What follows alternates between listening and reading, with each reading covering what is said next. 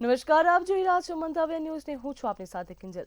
સમાચારની શરૂઆત કરીએ તો આણંદથી સમાચાર સામે આવ્યા છે, જે આણંદમાં ગરીબો માટે બનેલા આવાસ 10 વર્ષથી ખાલી જોવા મળી રહ્યા છે। સલાટિયામાં આવાસ યોજના હેઠળ મકાનો બનાવ્યા હતા, તે હાલ ખાલી જોવા મળી રહ્યા। યોજના હેઠળ બનેલા 308 થી વધુ મકાનો બિનઉપયોગી જોવા મળી રહ્યા છે। 2010માં 5 કરોડના ખર્ચે યોજનાનો પ્રારંભ કરવામાં આવ્યો હતો।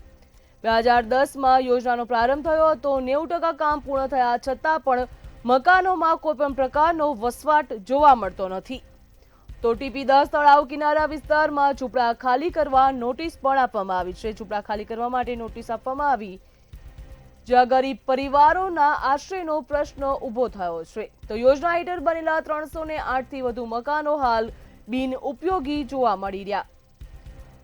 2010માં 5 કરોડના ખર્ચે યોજનાનો પ્રારંભ કરવામાં આવ્યો હતો। જ્યાં 2010માં યોજનાનો પ્રારંભ કરાયો હતો, 90% કામ પૂર્ણ થયા છતાં પણ મકાનોમાં કોઈ વસવાટ કર્યો નથી।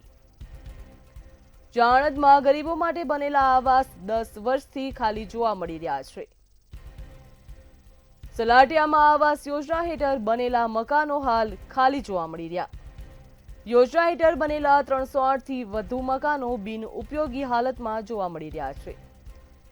2010માં 5 કરોડના ખર્ચે યોજનાનો પ્રારંભ થયો હતો। જ્યાં 2010માં યોજનાનો પ્રારંભ કરવામાં આવ્યો હતો, 90% કામ પૂર્ણ થયા છતાં પણ મકાનોમાં કોઈ પણ પ્રકારનો વસવાટ જોવા મળતો નથી, જ્યાં કોઈ પણ લોકો રહેવા આવ્યા નથી। TP10 તળાવ કિનારા વિસ્તારમાં ઝૂંપડા પણ ખાલી કરાવવામાં આવી રહ્યા છે, જ્યાં ઝૂંપડા ખાલી કરાવતા ગરીબ પરિવારોના આશ્રયનો પ્રશ્ન ઊભો થયો।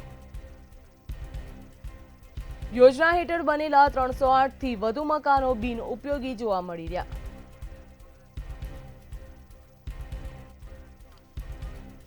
વધુ વિગત સાથે સપન પટેલ આપણી સાથે ફોનલાઈનમાં જોડાઈ ચૂક્યા છે। જી સપન, 308 થી વધુ મકાનો હાલ બિનઉપયોગી જોવા મળી રહ્યા છે, તો ગરીબોને રહેવા માટેનો પ્રશ્ન પણ ઊભો થઈ રહ્યો છે, શું કહેશો?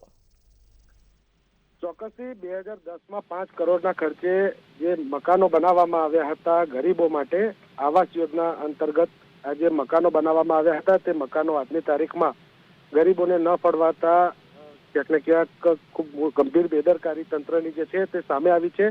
તલાટિયા વિસ્તારમાં આવાસ યોજના હેઠળ બનેલા 308 થી વધુ મકાનો આજે પણ બિનઉપયોગી સાબિત થઈ રહ્યા છે।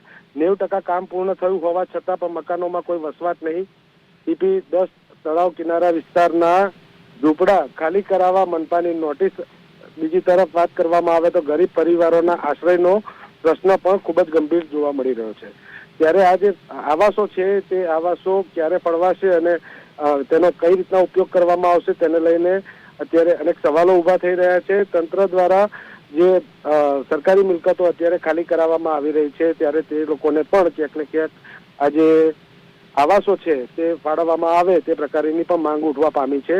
યોજનાઓ કાગળ પર નહીં, ગરીબોની છત ઉપર ઉતરે એ જ સાચી સફળતા તેવું લોકોનું કહેવું છે। જી સમગ્ર વિગત બદલ આપનો આભાર।